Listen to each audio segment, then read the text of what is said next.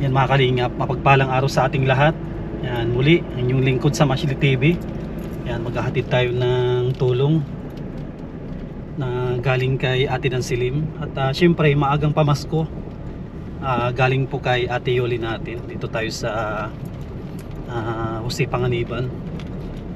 Yan, susunod natin na pupuntahan si Kuya Joey, ang napakasipag na single parent. May pinabibigay po si Ate Nansilim, tapos si Ate Yoli. Ano po ito? Maagang pamasko sa mga bata. Buti na lang maganda yung panahon, hindi tulad nung nakarang araw na punta tayo ng Kapalungga. Talagang baha yung dinaanan natin ngayon, no? Ganda yung panahon, kaya hindi tayo mahihirapan sa ating misyon. Maraming salamat sa mga sponsor po natin. At syempre, huwag natin kalimutan na suportahan si Kuya Bal Santos Matubang at Kalingap Rob. Syempre, ang inyong lingkod sa Mashli TV, para mas lalong madami tayong matulungan. Grabe yung kakatakot dito. Bigla na lang na may sumusulpot na sakyan, kaya kailangan din natin na mag-ingat. Delikado tong lugar nila. Tignan po yung daan, no? Puro kwan po ito, blind curve. Kaya kailangan natin gumamit ng serbato para iwas aksidente. At yung lugar na ito, takaw po ito, takaw aksidente yung lugar na ito. Mga kalingap, dito na tayo kay Kuya Joey. Sana andito. Kung wala, pupuntahan ko doon sa taas. Doon po yun na gano'n na kakabud.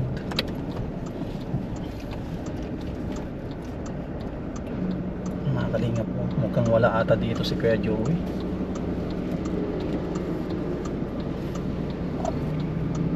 Wala ata, oh. Yung bahay na, ito si Kuya Joey pala mga kalingap, oh. May dalang martilyo. Napakasipag ng tao na ito. Kuya Joey, kamusta? Mukhang may kontrata ka, Gagawa dito. Yan, sige, pupunta ako dyan. Mga kalingap, buti na lang si Kuya Joey, naabutan natin. At ito mga kalingap po, pinalinisan ko ito. Mga nakarang araw sabi ko pupunta ako dito sa sa barangay po nila, barangay ng ng San Isidro, kaya sinabi ko na pakilinisan yung paparadahan natin. Mabait na mga tao po dito. At kasasabi ko lang nung kagabi, sabi ko darating si Sam Ashley. Sabi niya sige po, palilinisan ko po. Sabi ni Kapitan, yan, shoutout kay Kapitan. Napakabait ni Kapitan ay. Isang sabi ko lang, pinalinisan na agad. Yan, thank you kay Kapitan ng ng itong barangay na ito. Mga kalingap po, dito na tayo.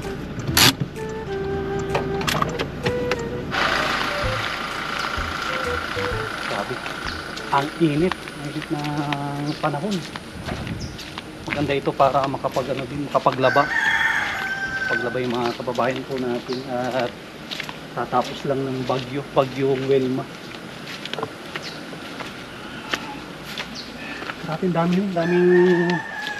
Daming talbos nitong kamote, oh. Gandang talbos, ha. Dami. Ito yung tinitinda sa palengke. Ito. Ganda mong talbos. Baka malaglagan tayo ng yun. Sa ito Kuya Joey, yung mga mga kamote. Ito pala mga kalingap po. May bagong project si Kuya Joey. Itong project ng Kuya Joey dito. Gawa ko ng lutuan na pag gatong ang gamit. Para hindi ba? Saan ka maggagawa? Dito pala mga kalingap po. Nagpuas si Kuya Joey ng anong tawag na ito, yung bilog-bilog na ito? Ano yan?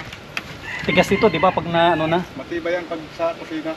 Pag natuyo na ito. Hindi yan binubuk. Saan ka gagawa dito? Dito na lang. Ay, dito banda? Opo, palasin ko na lang yan. At tatanggalin mo ito, tapos gagawin mong parang kusina. Lutuan pag yung gatong ang gamit. Dito, ay, lugasan lang dyan, no? Ayos, lalaki, no? Ito, dudugtungan mo na lang. Ayos yung plano ni Kuya Joey, Ay Napakasipag ni Kuya Joey ah. Magkaroon muna kayo ng ano, Diyos. Ay, grabe talagang. Ito kagabi tinawag ko kay Kuya Joey, sabi ko maggawa ng Diyos. Ayun, pala po. Lahat ng tinawag na no. Kaya ang palong Kuya Joey ah. Binili ko ito nung binigay niya dati ng silim. Kailan? Nung huling dalaw namin. Muling galo niya. Ay grabe mga kalingap po. Maraming salamat kay Ate ng Silim. Dahil doon sa regalo ni Ate ng Silim, nagkaroon ng pala. Tsaka Pala. puta. Oo, pala at buta pala oh. Wala pasok. Yan, buti na lang binili ni Kuya Joey ay pala. Hindi ano, hindi gin. Pag gin wala na. Pag ininom mo wala na. Pag gising mo wala ka ng ano, wala ka ng pera. May mga gamit si ano, may gamit si Yung martilyo ko, pinakailan may tuntong saan ginamit. Hindi ko na makita tuloy. sino naggamit si? Anthony, nagawa nung Panday man. Yun lang. Diyos, Mga kalingap po, may Diyos. pauwi ko pa lang din. Gala po. Inom tayo ng Diyos. O, Nangurti kami nung kasama ko. inunahan mo ka, ay, yung ano, inunahan mo kami yung tao dito yung Langgam. langgam ah. Inom tayo ng juice. Kala ko hindi kita maabutan dito. Ay, Kuya Joey, kamusta naman? Okay naman po. Busy ka, pero nagkakabod ka ngayon. Di kami makaano ngayon at maraming kasalang, pila. Ah, yun yung sinabi mo na kahit wala pa yung makina, nag-ipon kayo na nag-ipon. Opo. Eh, marami rin kami nag-ipon. Naunahan kami sa pila. Wala. Sila muna, mga bukas siguro sa nag-aaraw. Yan ang kagandahan kay Kuya Joey, parang alam mo yung langgam. Yung langgam no. Yung langgam, malayo pa ang tag-ulan, nag-iipon na ng pagkain. Parang si Kuya Joey oh. Kahit hindi pa na-repair yung kuryente, nag-ipon na siya na nag-ipon. Ngayon oh. Pwede siya magkagawa, di ba? Yun naman, may pag sinalang, mayroon namang magbabantay. Opo. May operator po. Sayang din. Tinapay po. Sige lang mga Kuya Joey, katatapos ng tanghalian. Si yung dalawa, si Anthony at Jasmine. Pasok. Sayang, hindi natin naabutan si Jasmine. May pinabibigay na pamasko. Yan, ito po pamasko galing kay galing kay Ate Yuli. Ano nangyari kay kawawa naman si Gabi ah. Matanda na no. No. Pag matanda na, ganyan din pala ang boses ng asong matanda na, parang tao din. Opo. Yung boses niya na tumatanda din pala ang boses ng aso. Yan, may pinabibigay pala si Ate Yuli dito, Kuya Joey, sigurado matutuwa. Sasali sila sa sa Christmas party. Christmas party, opo, kasali. Masali yung dalawa, ito Kuya Joey, tig 500 sila galing kay Ate Yuli. Opo, maraming salamat po, Ate Yoli. Sa pang-ano na sila pasali sa Christmas party. Ito, kay Anthony at Jasmine. Ito naman, para sa iyo to galing kay Ate Yuli. Salamat din po, pati ako mayroon din. Sali ka din daw sa Christmas party. Baka may Christmas party kayo doon sa Kaburan. At ito rin mga kalingap, minsan ko na ibibigay, may pinabibigay din si Ate ng Silim. Bigyan natin si Kuya Joey ng budget niya din. Grabe, daming blessing no. Opo, maraming salamat. 2,000 galing kay kay Ate ng Silim. Opo, maraming salamat po, Ate Nancy Lim. Yung sigurado mga kalingap, pag napanood ni Human CCTV to, ang gagalaitin na naman. Dami na naman pera oh. Na Kuya Joey, dami na. Ito, 4,000. 4,000. Sigurado may magagalit na naman kay Kuya Joey nito pag nagkakaroon ng ganyan na blessing no. Kuya Joey, may nagagalit ba pag nagkakaroon ka ng blessing? Mayroon, pero nakakatulong din at nanonood din. Yan, shout out kay Human CCTV at nanonood sa atin. Nanonood yun. Una pa yun Magko-comment. Yan, wala namang problema dyan pag kilalaman niya yung alaman niya yun. Dami niya ginagamit na account. Yun lang. Basta sana mga kalingap, maging masaya tayo. Magpapasko na masaya dapat maging masaya tayo kung ano yung naabot ng natin dito kabarangay. Kung ano yung kanyang natatanggap na blessing, maging masaya tayo, di ba? Kasi kung hindi ka masaya, wala din habang buhay na hindi ka magiging masaya. Ang mangyayari na lang sa iyo kakainin ka na lang, lalamunin ka na lang ng inggit no, Kuya Joey. Tama ba yung Kuya Joey? Dapat maging masaya na lang. Yun nga, mahirap nga yun. Pag may nakukuha akong ano, kung sila sumasama loob. Sumasamang loob nila. Sila lang naman. Sila lang, no? Yan, sana ano, kung sila baguhin nila yung ganun na yung ganun na mindset. Kung ano yung natanggap ng ito kakilala mo o bayaw mo, pinsan mo. Ano na lang, maging masaya ka na lang, gawin mo inspirasyon, magsumikap ka din, di ba? At yan naman deserve ni Kuya Joey at ito single parent ito. Sa tagal ng panahon. Hindi ka nakaisip Kuya Joey na mag-asawa ulit? Hindi na. Yung una hindi kayo kasal? Hindi. Pero dito wala namang ano sa'yo, parang nagpaparamdam, wala naman. Inano ko kasi, akala nila sila yung kunin yung ayaw ko ibigay yung bata. Ang akala kasi ng human CCTV, gustong-gusto ko bumalik yung asawa ko. Kaya yun ang nangyari. Ay, sabi ko, ako kaya ko mabuhay na wala asawa, pero yung hindi ko kaya mabuhay na wala yung anak ko. Walang anak. Tama naman. Pinakamahalaga talaga sa atin yung anak natin. Yan ang anak ko, hindi ko pagkatapon sa kanya, basta kaya na nila yung sarili nila. Halimbawa, kaya na nila magtrabaho. Mga binata Puntahan talaga. nila doon. Hindi ako, kahit bigyan nila yan ng tulungan nila magulang niya, yung nanay niya, hindi ako mag-aalo doon. Hindi mo sila pipigilan. Hindi ko sila pipigilan. Sa ngayon, at di pa man nila kaya sarili nila, doon ako nag-aalala sa mga bata na ayaw kong ano. Baka mamaya kunin niya yan, kahit magkapaglaro, hindi na magkapaglaro at alilain na doon ng mga ano. Ano pa sa ngayon, yung mga bata, hindi pa nila kaya ang sarili at tutusin mga musmus pa yan.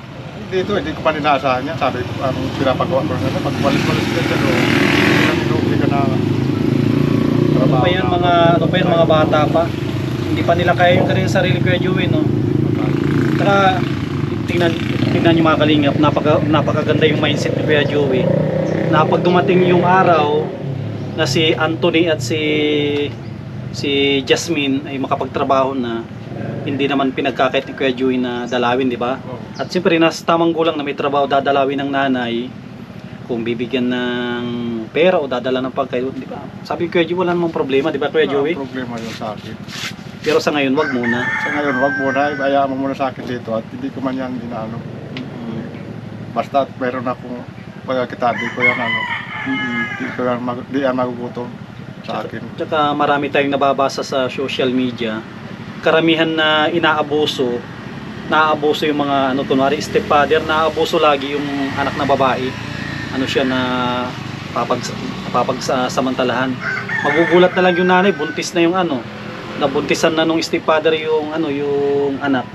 Siguro isa din yung Kuya Joey na iniisip mo. Yun ang iniisip ko na ano. At saka yung wala nga siyang, hindi nga siya mag-aalaga doon sa anak niya. Pagkatiwala siya biyanan. Pag ginawa niya yun, saan niya, yun, dadalhin. Doon sa nanay niya, yung nanay niya mag-isa na lang din sa buhay. Matanda na rin. Yun ang... Baka gagawin na lang na...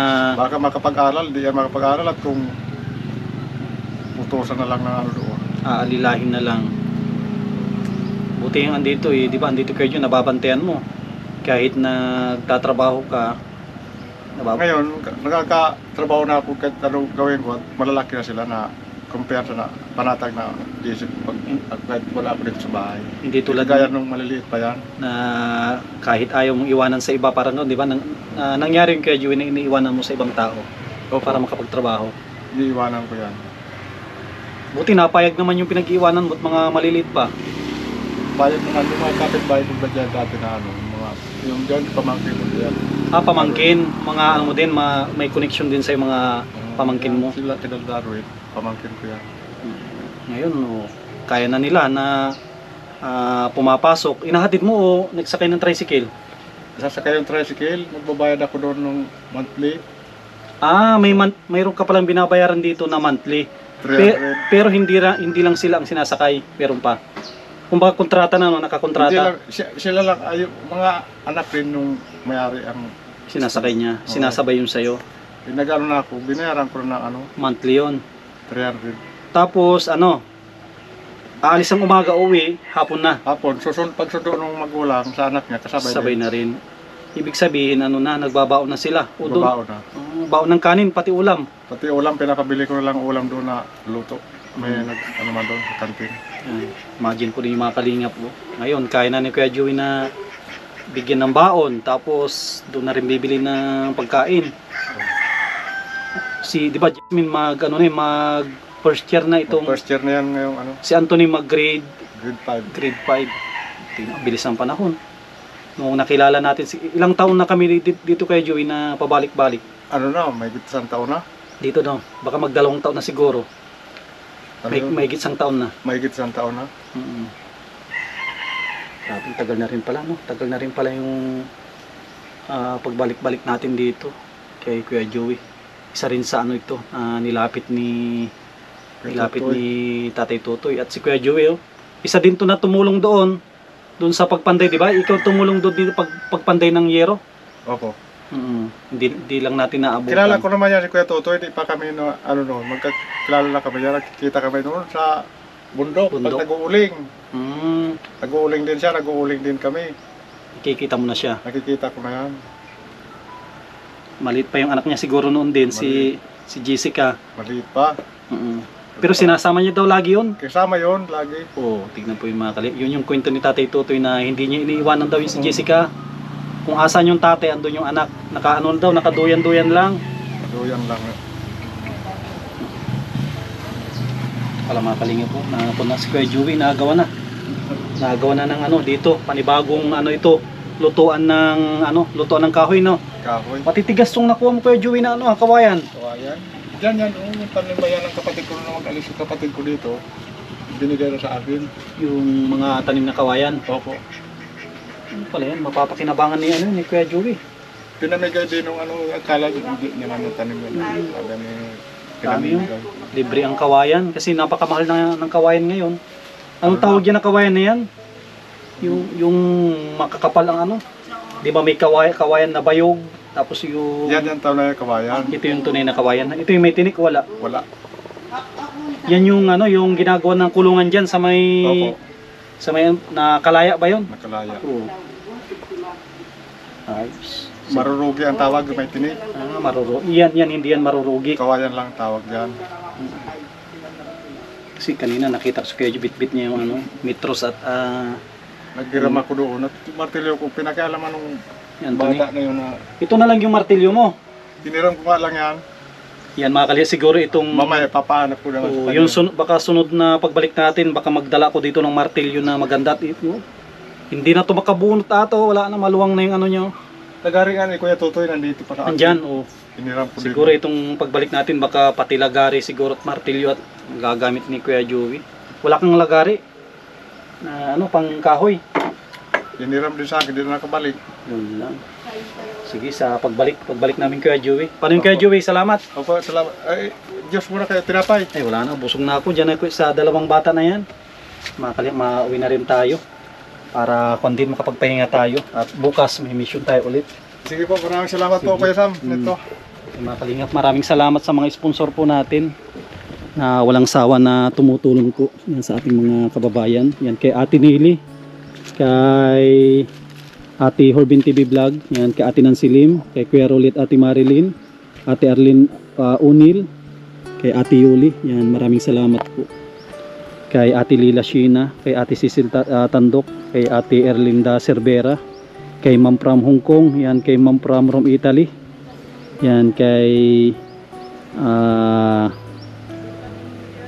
Mami Marie and Kuya Trophy, kay Ma'am York with Love. Maraming salamat po sa mga anonymous sponsor natin. Yan, maraming salamat po sa inyo lahat sa walang sawa na pagtulong po sa ating channel.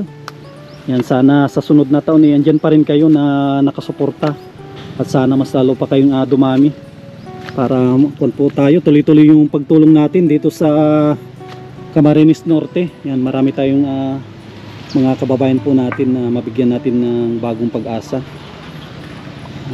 Dito lang po si Sam Ashley TV. Hindi magsasawang tumulong hanggat kaya po natin. Yan, at palambing po, yan, huwag natin kalimutan na suportahan ang ating Kuya Bal Santos Matubang, Ate Edna at si Kalinga Prab at syempre yung lingkod sa Ashley TV. Yan, huwag po natin i-skip yung ads para makatulong po tayo sa ating mga kababayan. Yan, muli maraming salamat po. God bless at mabuhay po tayong lahat.